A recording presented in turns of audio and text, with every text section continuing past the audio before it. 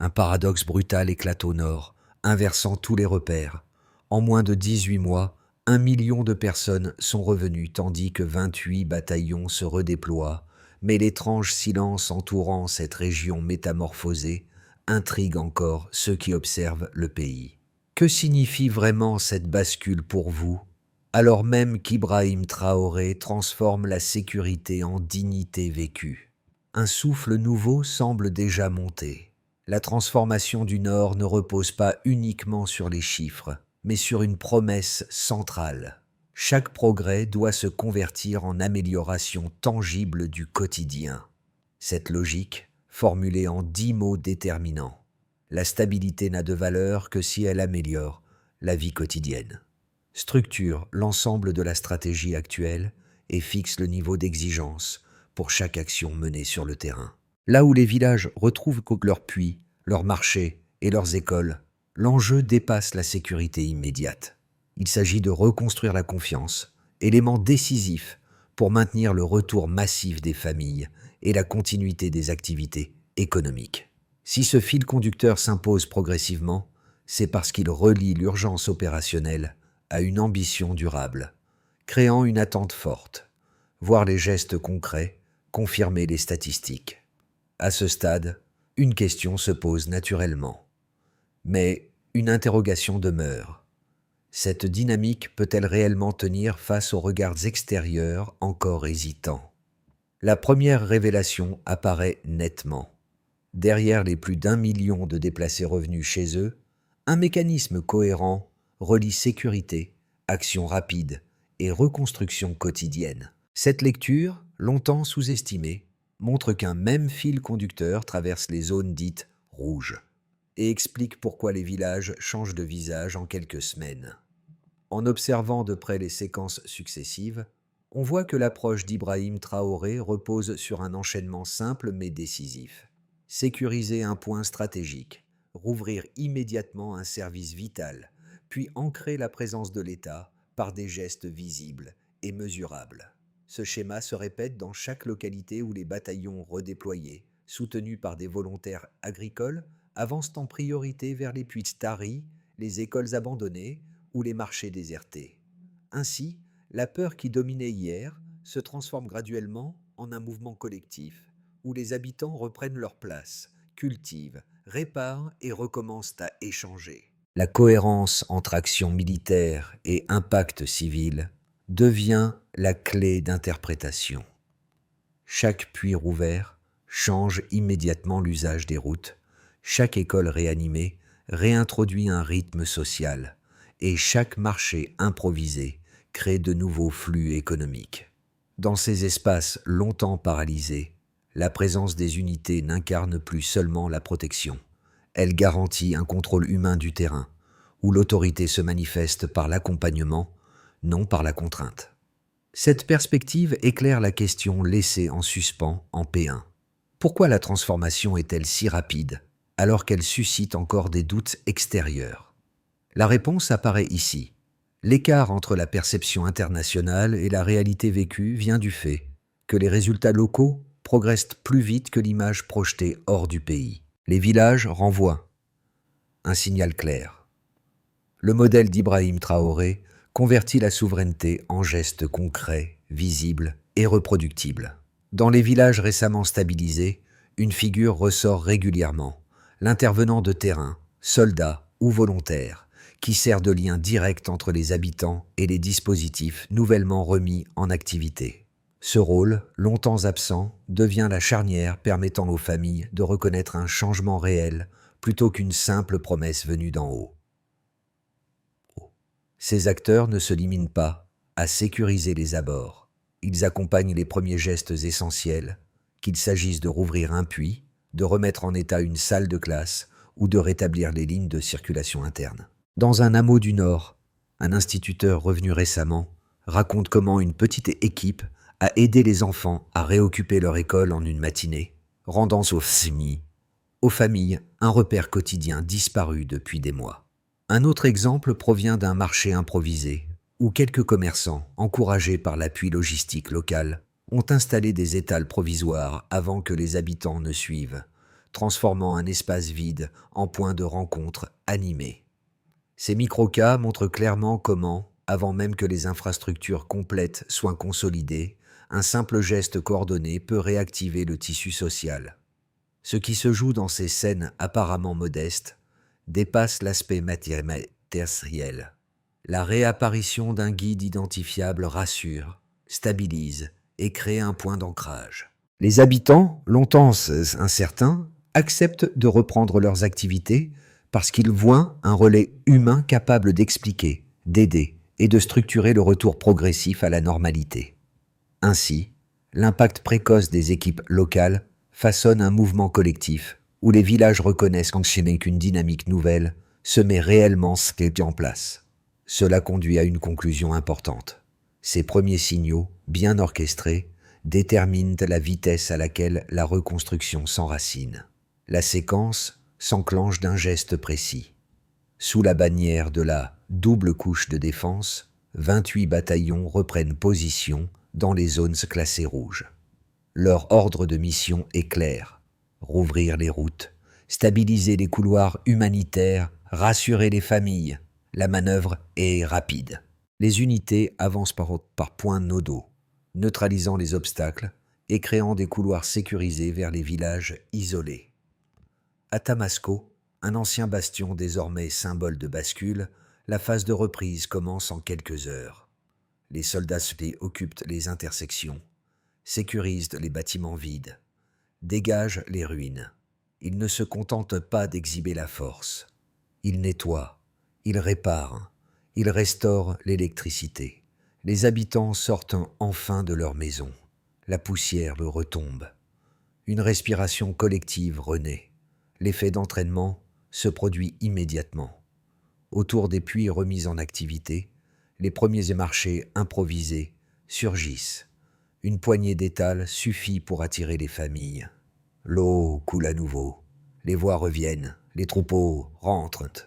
Les enfants rient près des manguiers. Le quichua est net. La sécurité ouvre la voie. La construction civile suit sans délai. Des brigades mixtes, composées de soldats et de volontaires agricoles, se forment sur place. Elles bâtissent des écoles en dur, creusent des puits supplémentaires, réhabilitent les espaces de culture.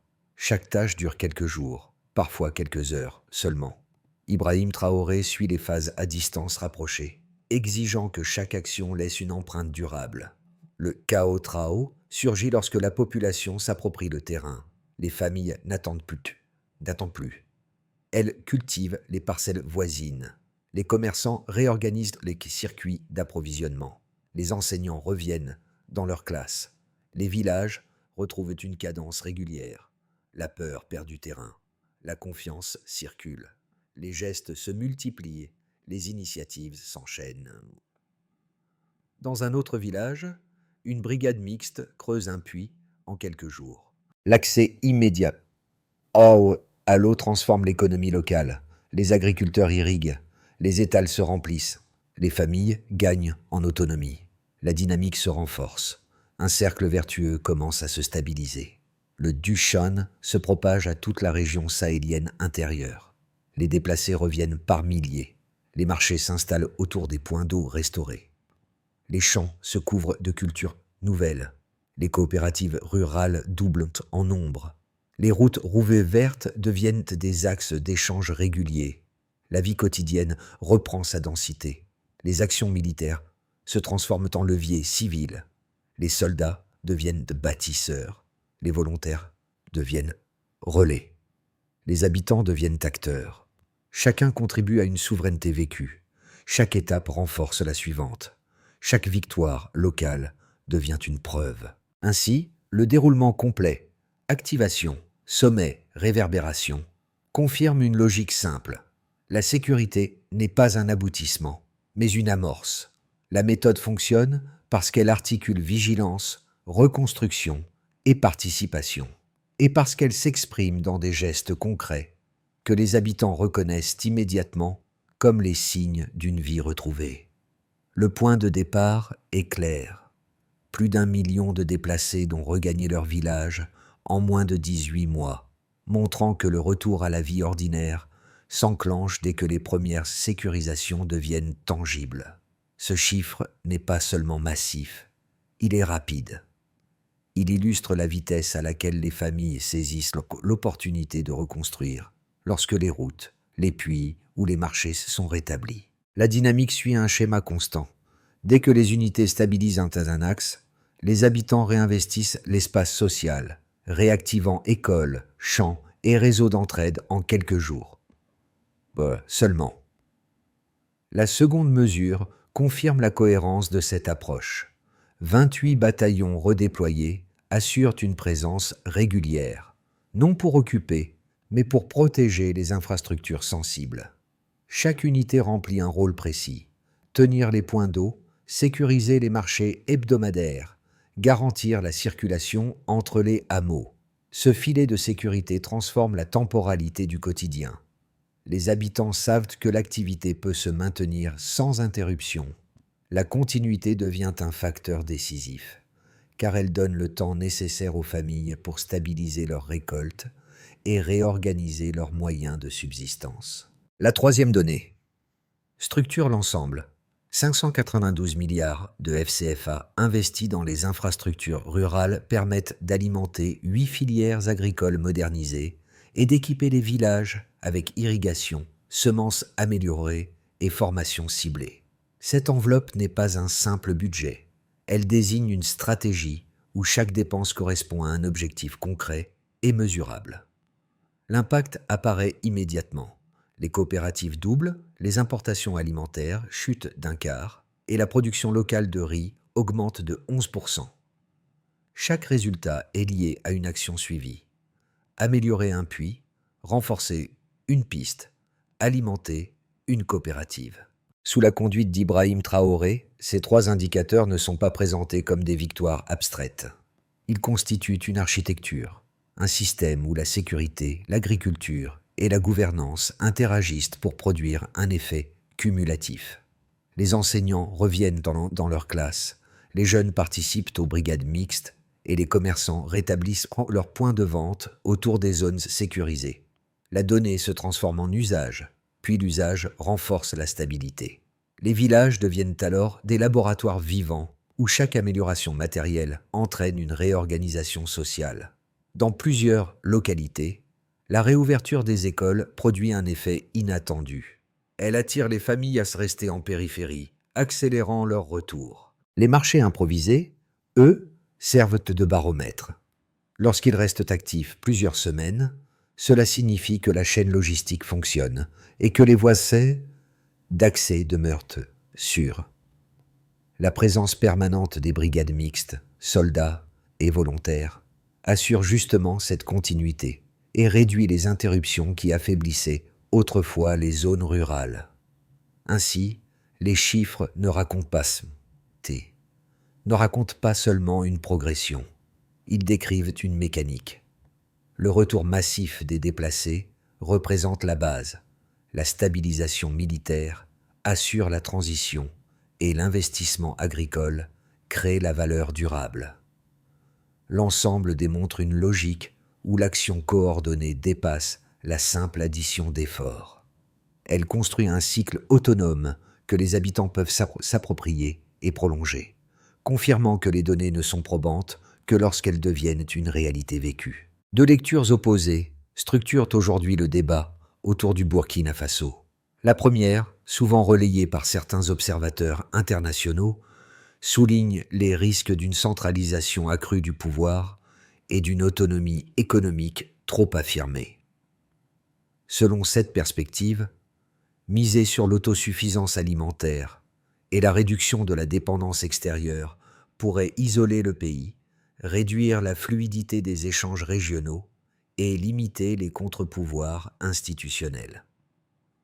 Pour ces analystes, la dynamique actuelle repose sur une concentration d'autorité qui, même si elle produit des résultats immédiats, pourrait fragiliser les équilibres politiques à long terme. La seconde lecture, issue des villages et des communautés locales, présente un tableau radicalement différent. Pour les agriculteurs, les enseignants ou les commerçants, les infrastructures reconstruites Les puces réhabilitées, les marchés renaissants et la régularité de la présence sécuritaire ne sont pas des concepts politiques, mais des transformations concrètes, Skate. Un agriculteur d'Abbé résume d'une phrase ce sentiment. Cultiver le riz qui nourrit ses enfants représente d'abord une liberté vécue, non une orientation idéologique. Cette vision insiste sur le caractère vital des avancées. Routes ouvertes, accès à l'eau restaurée, coopérative doublée et reprise des récoltes. Le Stillman consiste alors à poser la question autrement. Ces critiques et ces soutiens peuvent-ils être conciliés dans une analyse cohérente?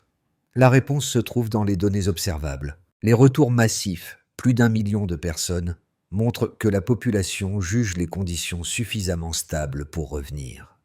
Les 28 bataillons, loin de figer le territoire, accompagnent la reconstruction. Les 592 milliards de FCFA investis modernisent 8 filières agricoles et réduisent les délais administratifs de 30%. Ce ne sont pas des signaux d'isolement, mais de fonctionnement. Dans ce contexte, Ibrahim Traoré apparaît comme l'articulation entre ces deux visions. Il porte une stratégie où discipline financière, sécurisation et relance agricole s'imbriquent pour répondre simultanément aux inquiétudes externes et aux attentes internes. Les critiques soulignent des risques, mais les faits montrent une dynamique que les habitants identifient déjà comme un facteur de résilience. Ainsi, le débat ne s'efface pas, il se rééquilibre. Les réserves extérieures posent des questions légitimes, mais les résultats locaux démontrent que la méthode produit des effets tangibles, mesurables et acceptés par ceux qui en vivent les conséquences directes. Un pivot s'impose soudain.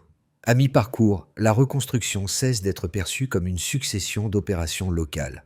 Elle devient un mouvement cohérent où chaque village teste, adapte et amplifie la méthode engagée depuis les premières sécurisations.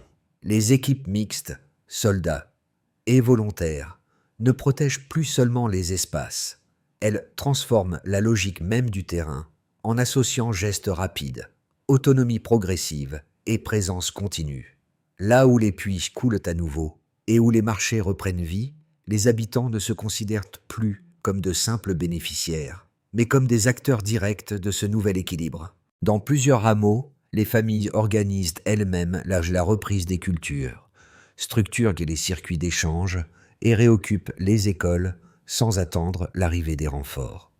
Cette bascule révèle une dynamique profonde. L'initiative locale devient le moteur principal du changement, et la coordination officielle ne fait qu'en amplifier les effets. C'est ici que l'on mesure la portée de l'approche. Les acquis militaires d'Ibrahim Traoré cessent d'être des stabilisations temporaires pour devenir des leviers sociaux durables. Ce midpoint dévoile aussi un élément déterminant. Lorsque les communautés prennent en main leur environnement, la résilience ne dépend plus exclusivement des phases sécuritaires. Elle se renforce, se diffuse et s'autonomise. La peur recule non parce qu'elle est combattue, mais parce qu'elle est remplacée par un usage quotidien du territoire. Ainsi, le centre de gravité du processus se déplace. La sécurité n'est plus la finalité. Elle devient un socle permettant à chaque village de retrouver une continuité de vie et une capacité à décider pour lui-même. Les effets concrets de la dynamique engagée deviennent visibles dans 4 sphères essentielles du pays. Chacune révélant comment l'approche d'Ibrahim Traoré transforme les acquis sécuritaires en gains sociaux durables.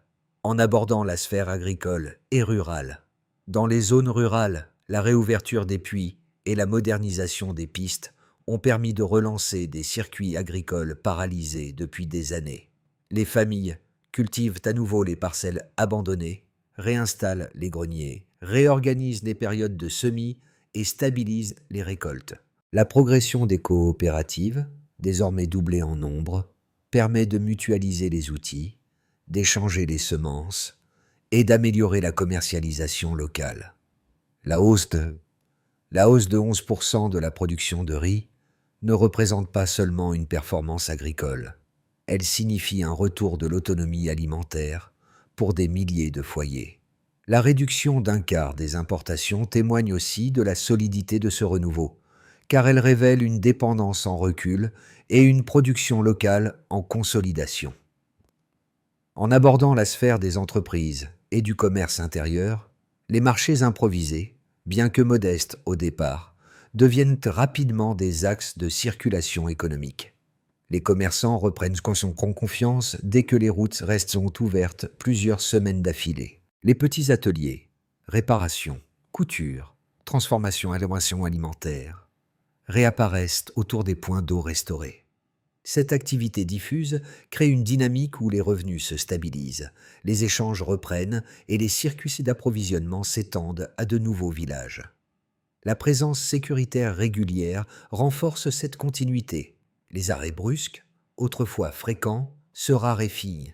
Les unités redéployées protègent les zones d'échange sans interrompre le flux commercial, permettant à aux entreprises locales de prévoir, d'investir et de s'organiser. En abordant la sphère des ménages et de la vie sociale, les familles perçoivent immédiatement l'impact des gestes coordonnés. Les enfants retournent à l'école, retrouvant un rythme quotidien structurant. Les mères participent aux cantines scolaires locales, alimentées par la production de proximité, renforçant la sécurité alimentaire. Les réseaux d'entraide se reforment autour des marchés actifs, des puits accessibles et des espaces communs. La confiance remplace la crainte. Les habitants se déplacent plus librement, participent aux travaux collectifs et s'engagent dans les brigades de soutien. Ici, l'effet Ibrahim Traoré se manifeste par une présence tangible. En supervisant les actions militaires et civiles, il donne aux communautés la certitude que leurs efforts s'inscrivent dans une stratégie durable. En abordant la sphère régionale et des interconnexions, à l'échelle régionale, les couloirs humanitaires rouverts assurent la circulation des denrées, des fournitures scolaires et des soins de base. Les villages qui renaissent deviennent des pôles d'attraction pour les hameaux voisins, créant un effet multiplicateur. Les routes fonctionnelles consolidant un mécanisme où la sécurité inspire l'action et où l'action, en retour, renforce la sécurité.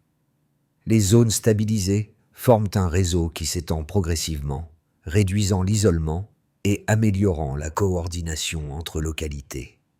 Les retours massifs dépassant le million de personnes illustrent la confiance retrouvée dans ces espaces, preuve que la stratégie produit ses effets les plus forts à l'échelle collective. Ainsi, les conséquences concrètes ne se résument pas à un ensemble de statistiques. Elles décrivent un mouvement profond où les villages, les familles, les commerçants et les régions se réapproprient leur environnement. Sous l'impulsion d'Ibrahim Traoré, la sécurité cesse d'être une simple ligne de défense pour devenir un levier quotidien, capable de reconstruire la souveraineté vécue à travers chaque sourire retrouvé, chaque puits rouvert et chaque marché vivant. Le prochain cycle de 6 à 12 mois se dessine autour de 3 trajectoires possibles, chacune dépendant de la stabilité locale, de la continuité des investissements et de la solidité des liens communautaires créés depuis les premières constructions. Ces scénarios ne prédisent pas l'avenir. Ils posent dans des cadres d'évolution pour comprendre comment les dynamiques actuelles pourraient donc se prolonger ou se transformer. Dans une première hypothèse marquée par une consolidation progressive. Dans cette hypothèse, la croissance agricole se stabilise autour de ses gains récents, appuyés par des coopératives actives et des filières modernisées. Les marchés locaux restent ouverts grâce à la régularité sécuritaire, et les villages poursuivent de la réhabilitation de leurs infrastructures. Essentielles. Les jeunes engagés dans les brigades mixtes renforcent les circuits de production, tandis que l'administration locale ajuste les priorités selon les besoins réels. Ce scénario maintient une continuité mesurée. La vie quotidienne progresse, sans accélération spectaculaire, mais sans rupture, dans une perspective plus optimiste caractérisée par une expansion régionale coordonnée. Si la coordination entre les zones stabilisées se renforce et si les routes restent ouvertes, la dynamique pourrait s'étendre vers des pôles ruraux encore fragiles. Les coopératives structurées pourraient de sorte pour les doubler leur capacité de transformation, améliorant l'autonomie alimentaire régionale. Les échanges avec les localités voisines deviendraient plus denses, facilitant la circulation des produits agricoles, des matériaux et des services. La reconstruction civile, déjà visible, se transformerait en réseau intégré, où chaque village tire parti des progrès des autres, amplifiant les effets positifs. Dans cette trajectoire, l'élan communautaire deviendrait la principale force de croissance. Dans un scénario plus tendu lié aux pressions climatiques ou économiques, une combinaison de sécheresse, de hausse du coût des intrants agricoles ou de ralentissement logistique pourrait freiner la dynamique actuelle. Les récoltes seraient des ans plus irrégulières, obligeant les familles à réorienter leur stratégie de subsistance. Les marchés perdraient en densité et certains villages reculeraient temporairement vers des stratégies de survie. Même dans ce contexte, les réseaux déjà formés, coopératives, brigades mixtes, infrastructures remises en service, offriraient une base minimale de résilience.